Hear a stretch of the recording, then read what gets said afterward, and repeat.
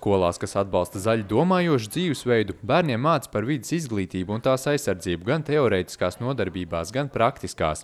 Viena no praksēm ir paraudzīties uz atkritumiem kā otrais izmantojumu materiālu, proti atkritumus šķirot un nogādāt pārstrādē, kā arī no tiem izgatavot jaunu lietu ar citu pielietojumu. Kā norāda Priekuļu vidusskolas ekopadomes vadītāja, radošajās aktivitātēs pārveidojot nevajadzīgos materiālus, viņi cenšas iesaistīt ne tikai bērnus, bet arī visu ģimeni. Dažkārt pat organizējot izstādes vai radošo darbu, kādus konkursus, mēs tieši aicinām, lai iesaistās visa ģimene un lai nāk palīgā omes un vecie tēvi un mamas un tēti, jo bērns ar to, ko ir dzirdējis, pārnes ģimenē un vecāki vēl papildina ar savu runu un tas tad ir kopīgs darbs gan tad no vecāku puses, gan no mūsu skolas puses. Dažādi attēli, paskartes vai rotaļlietas, kas veidotas no it kā nevajadzīga materiāla, rosina bērnu iztēli. Pārliecināti ir arī Kocēnu pamatskolas dabas skolas skolotāja.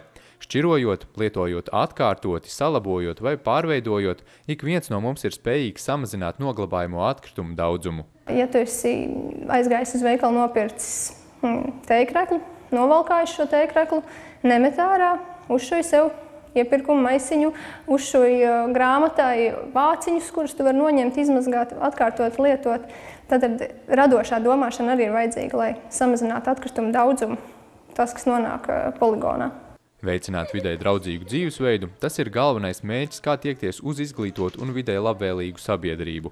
Un ekoskolas ir līderis šī mērķa īstenošanā, mācot par to ne tikai dabas nodarbībās, bet arī ekoloģisko domāšanu sasaistot ar citiem mācību priekšmetiem.